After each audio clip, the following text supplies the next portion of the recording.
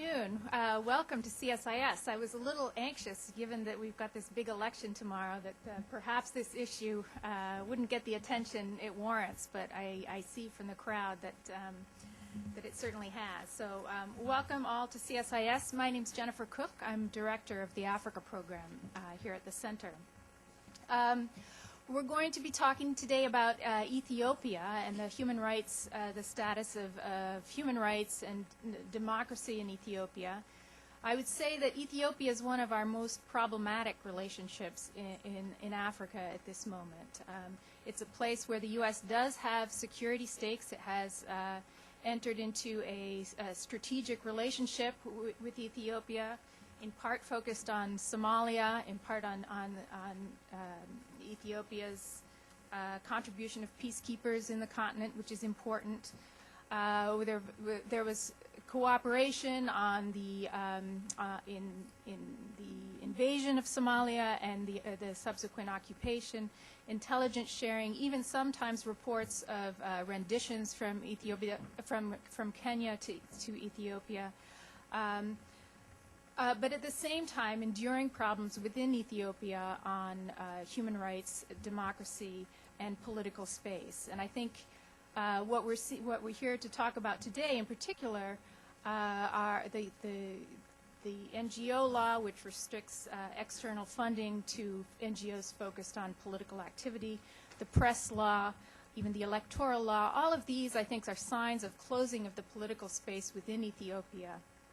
And are indications, I think, kind of ominous indications of a state that is not strengthening, that is not broadening its legitimacy, but in fact is perhaps weaker. And as we saw in Kenya, when the crisis broke there was a lot of talk about how the signs were there and we didn't pay them adequate attention, and a lot of talk about preventive diplomacy. And I think Ethiopia is one of the places where we're seeing a lot of very stark red flags at this moment, and it warrants paying attention to. The key for the U.S. going forward is going to be how to balance our interests in Ethiopia, how to have a constructive relationship with Ethiopia, what are our security stakes, how does our relationship with Ethiopia serve our short-term security interests, or does it serve our short-term security interests? And then also, how does it serve our longer-term interests in promoting good governance in the region, the U.S. role as a supporter of human rights and citizens' rights to choose their own government. Anyway, I'm delighted with our panel today. Let me just quickly introduce, we're going to begin with Assistant Secretary of State David Kramer, who's just returned from the region 10 days ago, I think, and had a number of conversations with Prime Minister Meles about the law. I won't go into Mr. Kramer's background, but he's currently Assistant Secretary of State, as I said, for human rights. We'll then turn to Yusuf Mulugeta, who we're delighted to have join us from Addis Ababa. Yusuf is Secretary General of the Ethiopian Human Rights Council, which is one of the largest human rights organizations in Ethiopia. It has 12 field offices. It's one of the few organizations that does human rights monitoring and reporting. He's a lawyer by training, trained in Addis and in South Africa, and for a long time led the investigatory unit at ERCO. So, Yusuf, thank you so much for coming to Addis to be with us today. We'll then turn to Chris Albanlacki, who is a senior researcher at the Africa Division of Human Rights Watch and has done a lot of work in the Horn as well as in West Africa. And Chris, thanks so much for joining us. And then we'll turn finally to Terry Lyons, who is an associate of the CSIS Africa program and is associate professor of conflict resolution at the Institute for Conflict Analysis and Resolution at George Mason University, has written a lot on the Horn, and has been a great contributor to the CSIS Africa program. So with that, we're going to turn to Secretary Kramer, who will give remarks. We'll take some questions. He has to move on, and then we'll turn to our panel.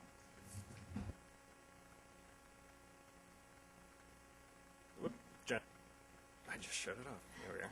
Thank you very much for the introduction, and thanks for inviting me to join you here today and to be with such a great panel. I do regret I'm just back from South Korea this weekend, so I won't be able to stay to hear the panel, but colleagues from the department, Jeff Krilla, Deputy Assistant Secretary, and the Bureau for Democracy, Human Rights, and Labor is here, and certainly an expert on Africa, and there may be other colleagues here from state who can certainly address any questions or issues that might come up during the discussion.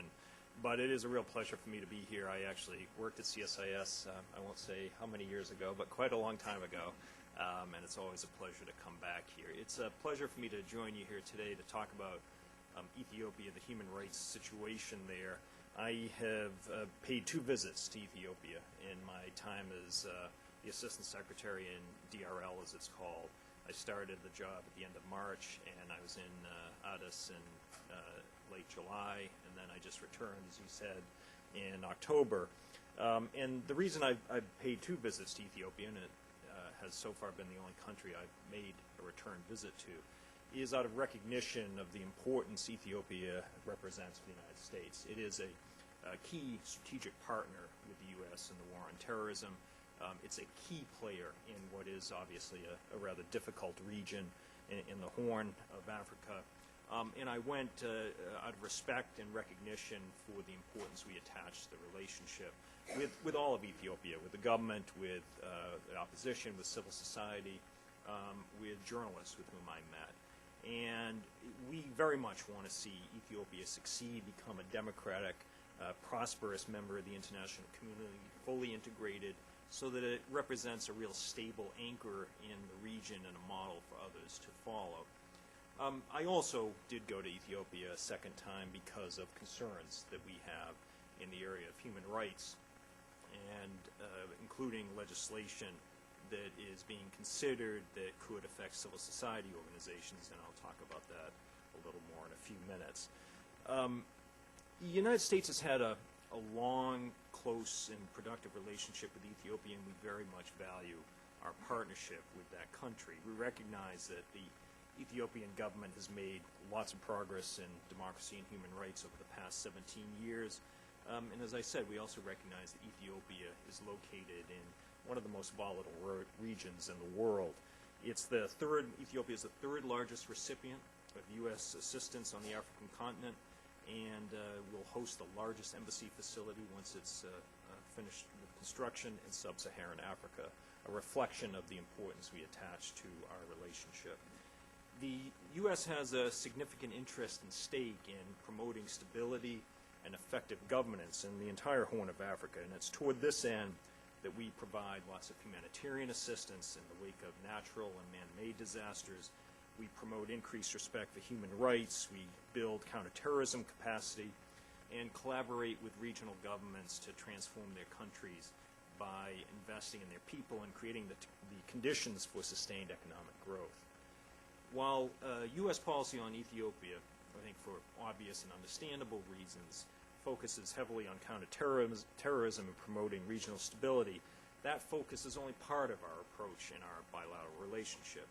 It is our firm conviction that promoting human rights, rule of law, good governance are in fact essential cornerstones for creating a solid foundation for internal and regional stability and deterring terrorism. And it's toward that end that Ambassador Yamamoto, who has done an outstanding job in country, is working closely with colleagues of his from like-minded governments to persistently press the Ethiopian government to pursue legal and constitutional approaches to advance Ethiopia's democracy and to respect the principles enshrined in international treaties to which Ethiopia is a party.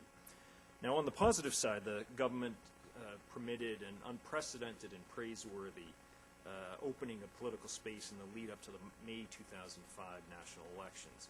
And such progress included key reforms by the National Electoral Board of Ethiopia, the adoption of a code of conduct by opposition parties, and the ruling Ethiopian People's Revolutionary Democratic Front, EPRDF. Also, there was guaranteed media access for opposition candidates and civil society participation in voter education trainings. On the negative side, however, as you all know, the experiment with multi-party democracy suffered a major setback in the aftermath of that hotly contested 2005 parliamentary election, and even in subsequent events and developments since then. In 2005, in the aftermath of the election, the situation rapidly deteriorated as it became clear to the government that the opposition, Coalition for Unity and Democracy, CUD, had in fact won in many urban areas, including in the capital. Accusations surfaced of voter intimidation, ballot tampering, and other things. And in June and November, opposition supporters protested the conduct of the elections, and very sadly, at least 193 people were killed as security forces and protesters clashed. Over 100 prominent CUD leaders, journalists, civil society leaders were detained and charged with crimes ranging from treason to outrages against the Constitution, and many were imprisoned, some for terms up to 18 months. Now, moving up to this year, to events of this year, EPRDF tightly controls the country's political space.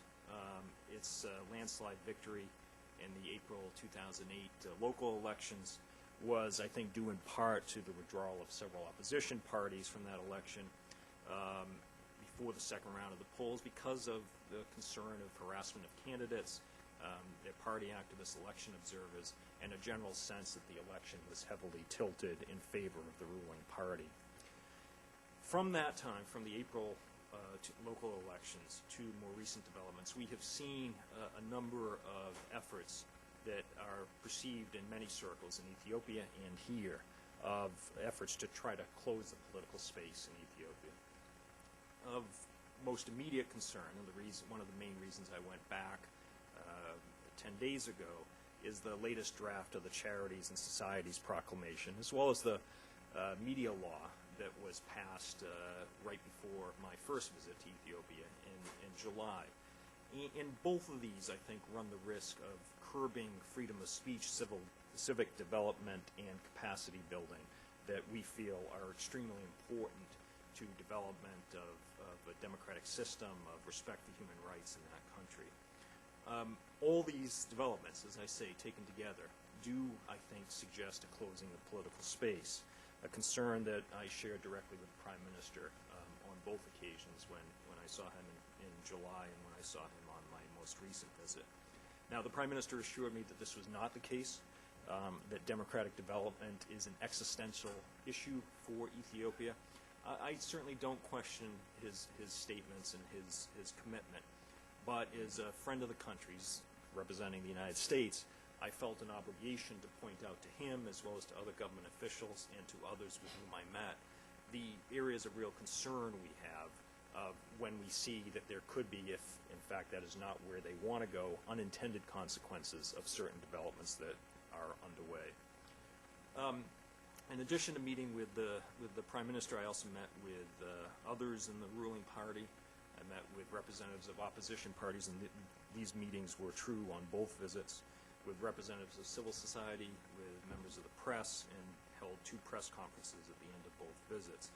And in all those meetings, I raised the areas of concern we have on human rights and governance challenges.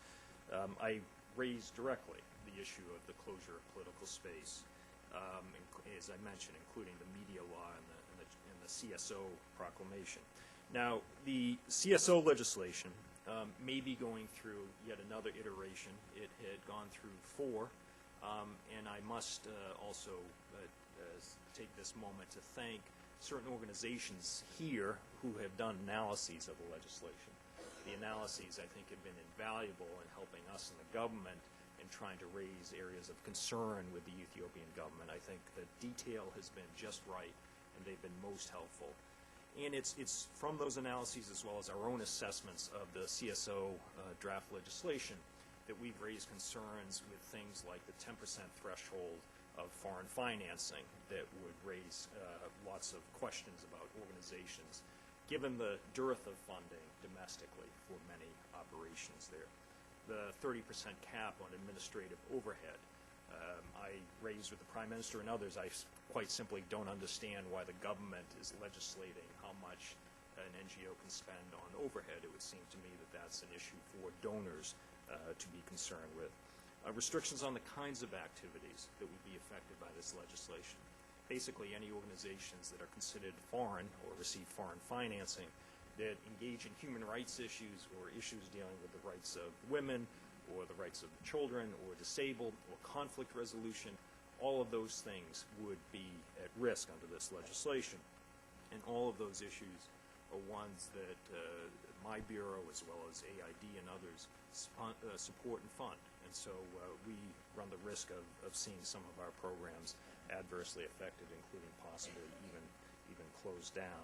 So I warn officials there that if it is not intended, the unintended consequence of this legislation may be the closing down of a number of the programs we fund and support, including ones that my Bureau funds in the area of women's rights and empowerment, conflict resolution, media capacity building, all of which would seem to me to be in everyone's interest to continue and sustain.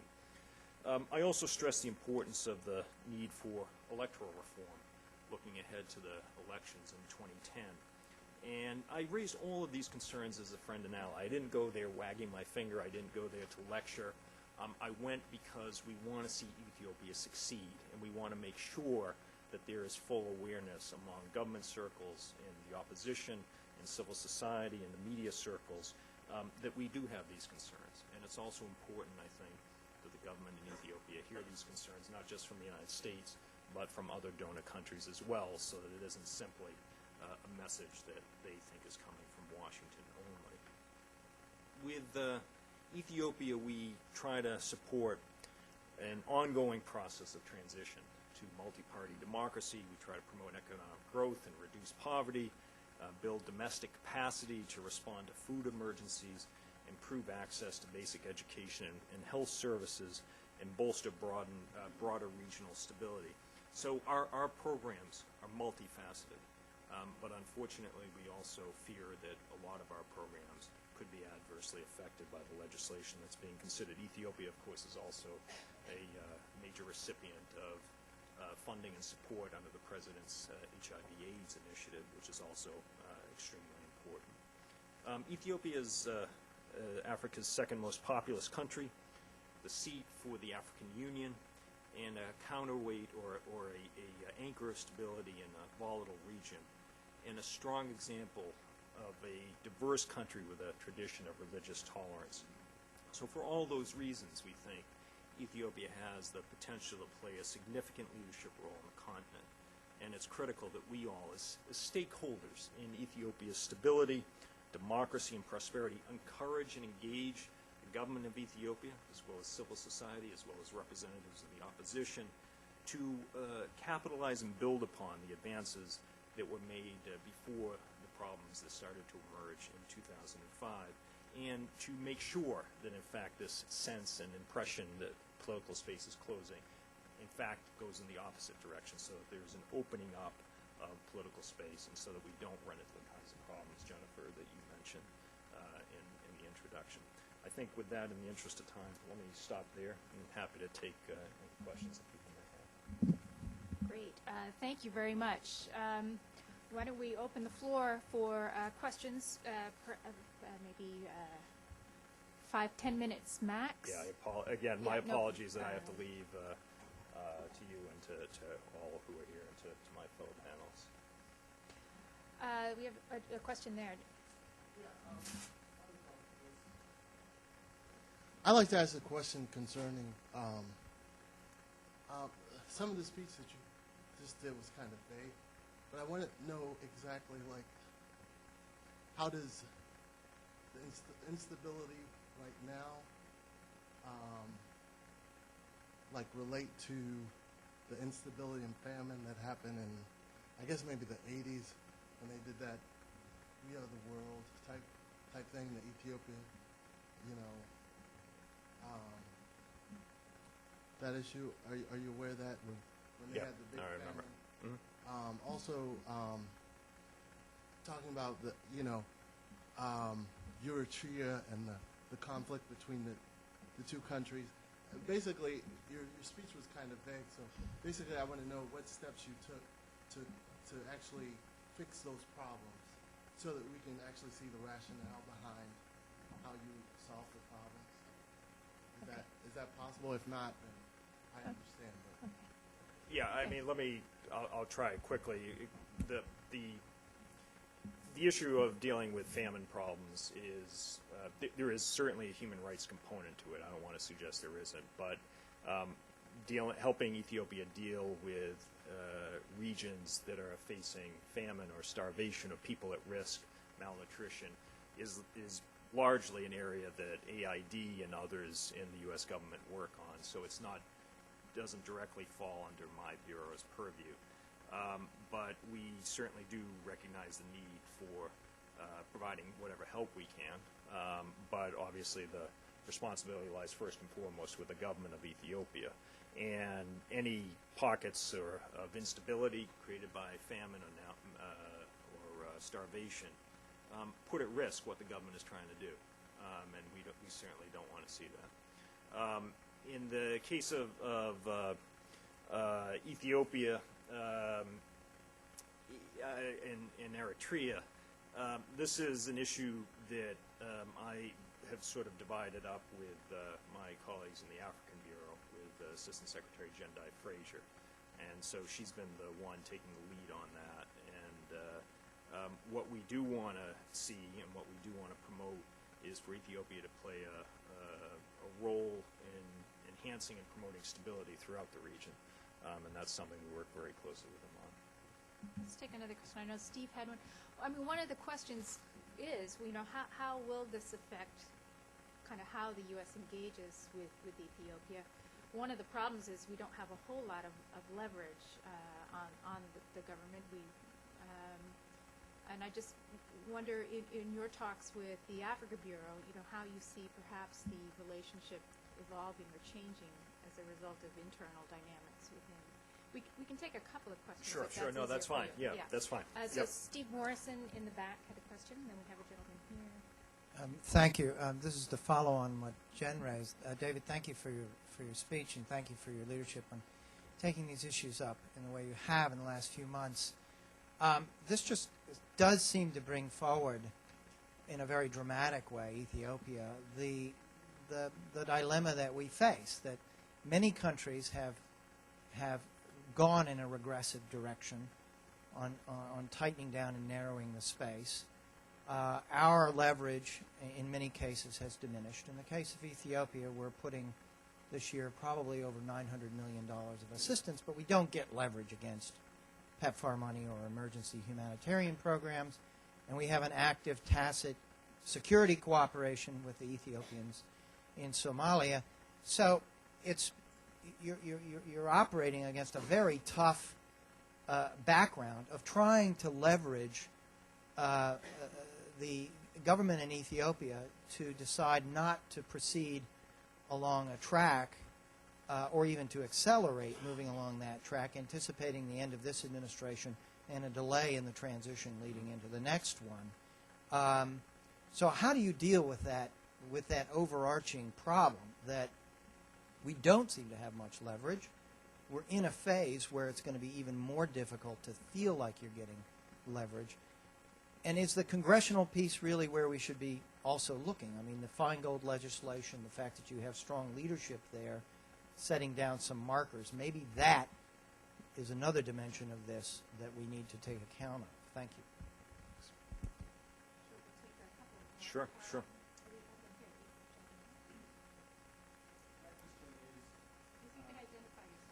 My name is Dr. Bala Haptiyesus. My question relates about Ethiopia's specific space in terms of the geopolitical environment, where there are serious challenges of governance, be it in Eritrea, Djibouti, Yemen, Somalia specifically, and how this instability, insecurity, challenges the whole population, whereby there is a population influx into Ethiopia, be it for humanitarian, economic, or sometimes political and security concerns. When you talk about the political space being shrinking within Ethiopia, are you also considering the external factors around in Ethiopia that are facilitating this very perhaps vulnerable political space to be at a disadvantage? Especially I'm mentioning the works of Al-Shabaab, Al-Qaeda, Shabia, the Eritrean terrorist network, and the fact that Ethiopia is the only viable state in that whole region to support some level of sustainable democracy or governance. Within that context, therefore, the shrinkage of political space and Ethio-US relations, where does it balance? Is making Ethiopia vulnerable more by reducing some of the socioeconomic partnerships that we have with the United States? Is that one way to go? Are there parallel efforts being made in Somalia, Eritrea, those vulnerable areas, so that this communication also is balanced in terms of Ethiopia's role within African Union and its specific responsibility to protect the interests of the big international diplomatic community? Thank you. Thank you. Let's take one more. The gentleman there. Yes. So much. My question is regarding the Asafa Dalil, the closing of political space. I mean, the draft law says only Ethiopian citizens can work in areas of democracy, human rights issues. And, as you know, money is money. I mean, someone who has the money can control the agenda of any activity. So the whole issue is about promoting indigenous development of democracy. I mean, with money, foreigners can have a disproportionate control in the agenda of the country. So the whole issue is just to allow local citizens to work in area for democracy and human rights. And I don't see in doing that Ethiopia breaking any international norm. I mean, is there any international norm that allows foreigners to demand political rights in another country? I mean, this is the whole issue of allowing allowing democratic and political rights for citizens, not foreigners. They can work in areas of economic issues and other social issues. But democracy and political rights are only rights that can be demanded by citizens. So I don't know, is there any norm that Ethiopia is breaking in this regard? Thank you. Thank you. You want to start with those Sure. leverage? Sure. No, all very good questions. Let me, Jennifer, and you and Steve's points on leverage. It is interesting. I mean, hearing your comments about our limited leverage contrast with some people whom I saw in Ethiopia who say we have lots of leverage, given how much assistance we provide. But your point, Steve, I think is absolutely right, which is we don't want to politicize humanitarian assistance. We don't want to politicize HIV/AIDS assistance. Those are programs we need to continue and support because life and death is at stake in those programs, and it's a very slippery slope to go down and start politicizing those. I think what we can do and are doing and need to do more of is coordination with the donors, because I think speaking collectively, we do perhaps add up to more leverage than might otherwise be the case if it's simply the United States voicing concerns. And Ambassador Yamamoto, I think, has done an excellent job of this. We perhaps need to think of some other ways to ensure full coordination among the donor community outside of the capital.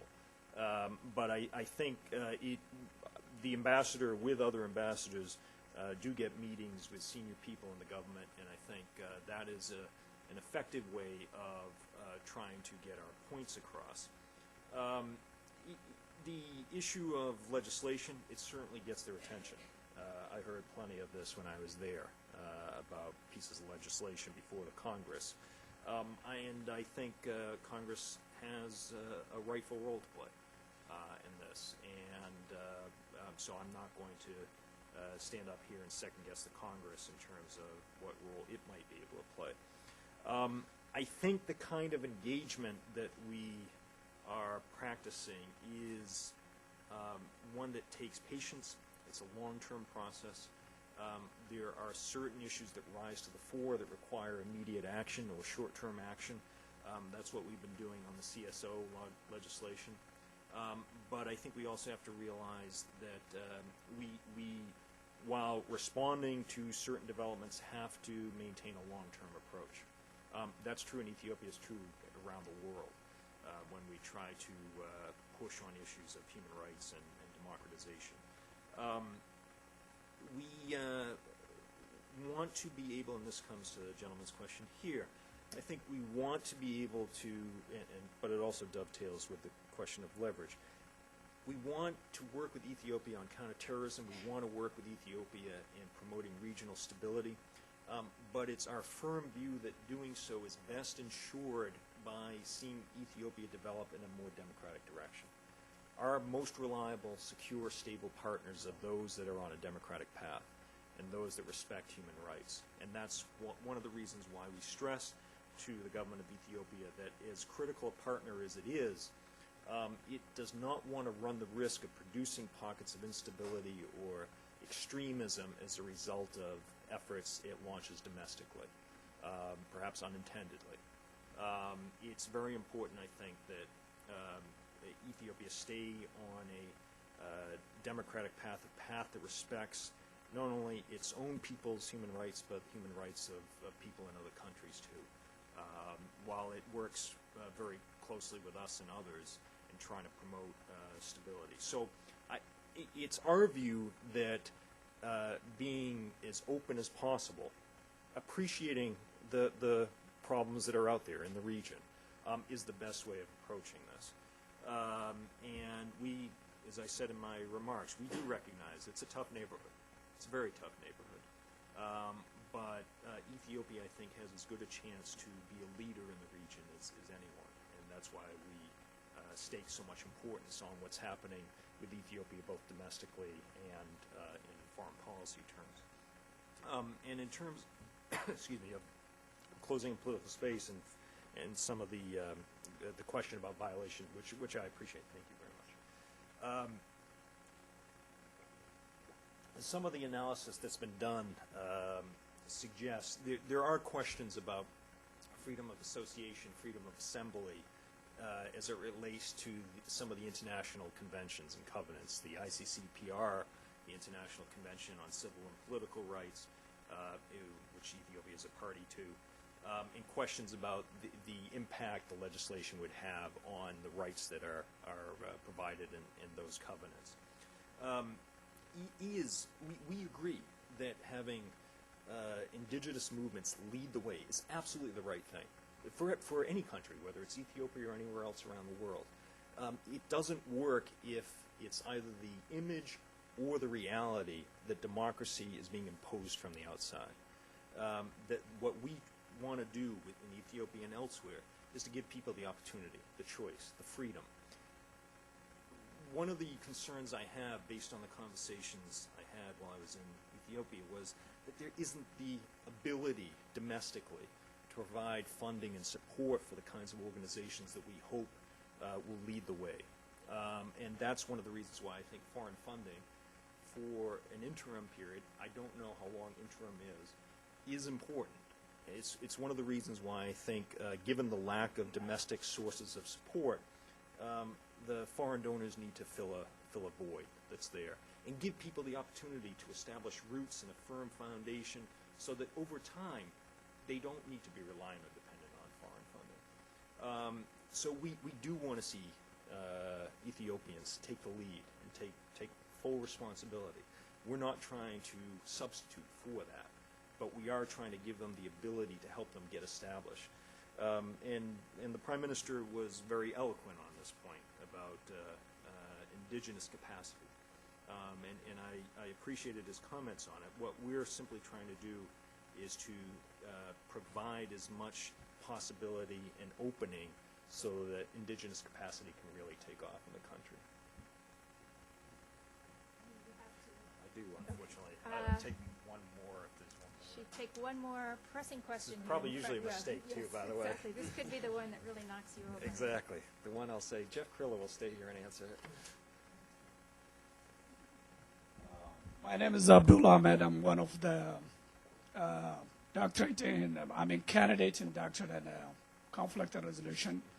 Originally, I came from that region, actually, but I do have a lot of questions concerning my area, and maybe you can explain me a little extra. I have a little report right here on page 13 of the report that states many Ethiopians, Somalis, share mistrust of the federal government and sense of manipulation from their right share of the service and development. So what was the methodology Human Rights Watch used to come to this conclusion? I hate to punt on this, but we Human have Rights a Watch is Human right Rights here, Watch and representative I think here. they're probably Thank in a you. better position to answer what's in their report than I am. So anyway, my Great. apologies, Jennifer. Thank you very much. Thank you so much for joining us. Sure. Let's join you in thanking